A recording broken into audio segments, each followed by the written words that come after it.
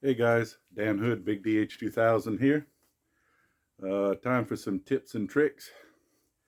Many years ago, almost probably over a decade now, when I started building slingshots, I remember talking with a few friends who were also builders or a little more established builders at the time.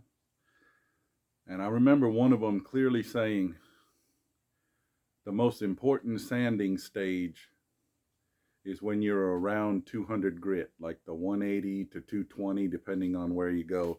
In my case, it's the 240 grit. And I said, that's when you remove all the shaping scratches and get it to where you're only doing cleaning up the scratches from the sandpaper before. So in other words, once you're done with 240 or 220, 200, whatever you got, after that, any sanding you do after that is just removing the scratches from the previous sandpaper. In other words, you're not removing blemishes. Over the years, I've found that to be pretty true. You remove all the big scratches, all the shaping scratches with this level.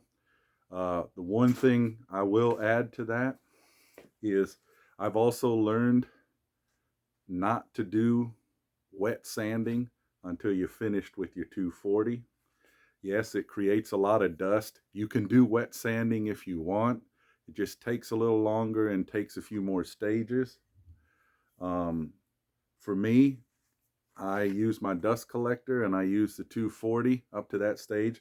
The reason being is when it's wet, it can be sometimes be really hard to see the scratches because when the material's all wet, the scratches frequently blend in unless they're really severe. So the finer ones you don't see. Now, if you want, you can do it wet. Just wash it really good and let it dry, and then you'll see more scratches. Kind of mentally note where there are and sand some more. If you do it with the wet, the dust keeps coming off and keeps getting out of the way, okay, especially if you're doing it with an orbital sander. The dust collector hopefully picks it up. If not, do it outside, and you'll continually see the scratches till they're all gone, and you very rarely find more once you wash it, okay? If you know what you're doing, sometimes you find one or two, but not nearly as much as if you wet sand it.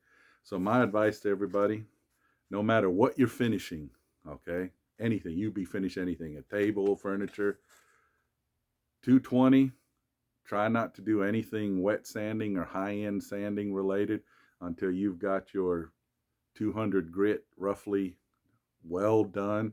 You've checked that all the scratches are gone, and then proceed. It saves you a lot of time going back and forth between grits. It saves you a lot of time with other things.